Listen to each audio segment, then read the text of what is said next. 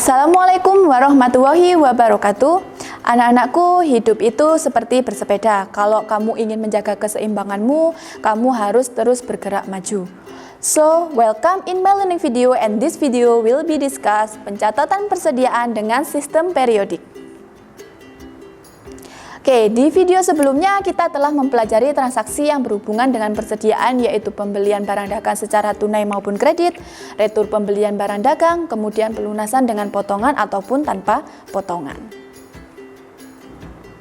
Nah, untuk selanjutnya kita akan mempelajari transaksi yang berhubungan dengan persediaan barang dagang, yaitu penjualan barang dagang secara tunai maupun kredit, retur penjualan barang dagang, pelunasan dengan potongan maupun tanpa potongan. Contoh yang pertama, penjualan barang dagang secara tunai.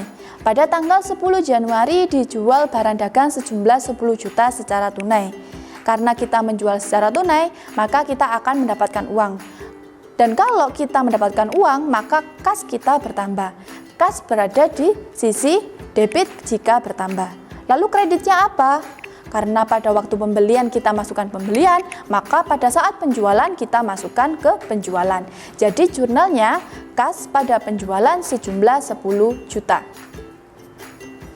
Oke, untuk contoh selanjutnya yaitu penjualan barang dagang secara kredit. Pada tanggal 13 Januari dijual barang dagang sejumlah 14.500.000 dengan syarat 2/10 N/30. Nah, karena terdapat persyaratan pembayaran, maka sudah dipastikan kalau transaksi tersebut dilakukan secara kredit. Dan kalau kita menjual secara kredit, maka kita belum menerima uangnya.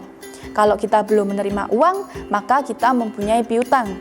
Dan piutang kita bertambah di sisi debit. Lalu kreditnya apa? Nah, untuk kreditnya sama dengan penjualan tunai, yaitu penjualan. Jadi jurnalnya piutang dagang pada penjualan sejumlah 14.500.000. Oke, sama halnya dengan utang. Kita sudah tidak lagi menggunakan istilah piutang usaha, tetapi piutang dagang, karena kita sudah masuk ke dalam perusahaan dagang. Selanjutnya yaitu contoh retur penjualan barang dagang yang dibeli secara kredit. Pada tanggal 14 Januari dikembalikannya barang yang sudah dijual karena adanya kerusakan sejumlah 500.000. Sebelumnya kita menjual secara kredit sehingga kita mempunyai piutang. Karena adanya kerusakan, barang yang kita jual dan dikembalikan oleh pelanggan kita sudah otomatis mengurangi piutang kita. Dan piutang berkurang di sisi kredit. Lalu bagaimana dengan debitnya? Nah, untuk pengembalian barang, kita masukkan ke dalam akun retur. Karena kita retur untuk barang yang kita jual, maka akunnya adalah retur penjualan. Jadi, jurnalnya adalah retur penjualan pada piutang dagang sejumlah 500.000. Contoh selanjutnya yaitu pelunasan dengan potongan. Pada tanggal 22 Januari menerima pelunasan atas penjualan barang tanggal 13 Januari. Jika kita ingin menerima pelunasan piutang, maka kita harus mengetahui terlebih dahulu berapa nominal piutang kita. Dan kita harus mengecek pada transaksi sebelumnya. Dimulai dari transaksi tanggal 13 Januari, karena kita menerima pelunasan untuk tanggal 13 Januari. Nah, pada tanggal 13 Januari, utang kita sebesar 14.500.000. Dan kemudian kita cek untuk tanggal selanjutnya, apakah ada retur penjualan yang berhubungan dengan transaksi tanggal 13. Dan ternyata di tanggal 14 terdapat retur atas transaksi tanggal 13. Dan sudah otomatis mengurangi piutang kita. Jadi piutang kita yang harus dilunasi sejumlah 14 juta. Dari 14.500.000 dikurangi 500.000. Karena kita menerima pelunasan piutang, maka piutang kita akan berkurang. Kalau piutang berkurang di sisi kredit, lalu debitnya apa? Sudah dipastikan debitnya adalah kas karena kita menerima uang. Lalu berapakah kas kita? Apakah sejumlah 14 juta? Jawabannya adalah tidak. Karena kita menerima pelunasan transaksi tanggal 13 di tanggal 22. Dan tanggal 13 terdapat syarat pembayaran 2/10 N/30. Jadi kita hitung terlebih dahulu harinya untuk mengetahui apakah kita akan akan memberikan diskon atau tidak.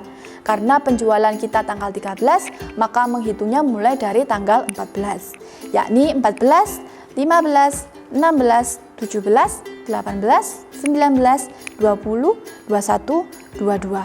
Nah, ternyata kita melunasinya kurang dari 10 hari, maka kita akan memberikan diskon. Oke, diskonnya berapa? Sudah dipastikan kalau diskonnya adalah 2% dari total piutang. Dan total piutang kita yang di sisi kredit adalah 14 juta. Maka 2% dikali 14 juta yaitu 280.000.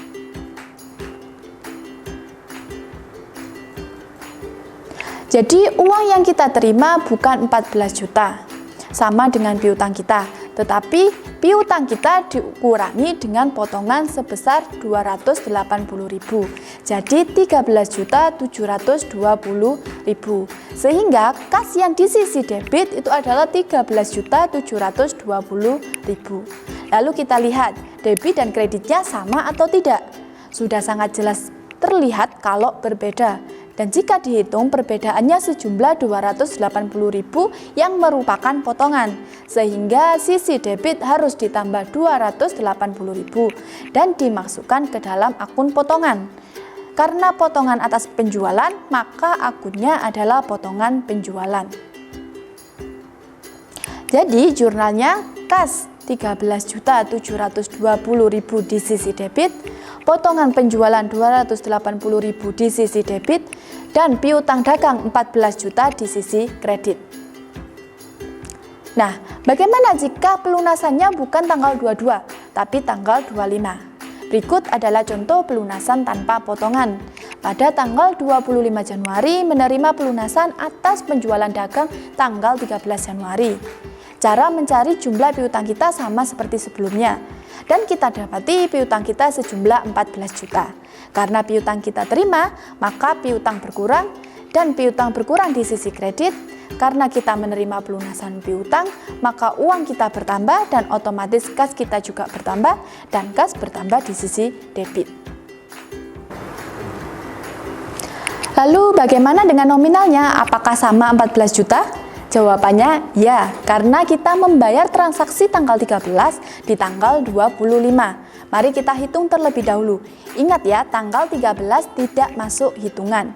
Mulai dari 14, 15, 16, 17, 18, 19, 20, 21, 22, 23, 24, 25. Oke, ada 12 hari. Maka kita tidak memberikan potongan. Jadi kas yang kita terima adalah sejumlah piutang kita yaitu 14 juta. Jadi kas pada piutang dagang sejumlah 14 juta. Nah, itu tadi transaksi lanjutan yang berhubungan dengan persediaan barang dagang menggunakan sistem periodik. Dan agar kalian dapat lebih memahami mengenai pencatatan persediaan dengan sistem periodik, kalian bisa mengerjakan soal latihan 2 pada website e-learning. Selamat mengerjakan dan fighting. Wassalamualaikum warahmatullahi wabarakatuh.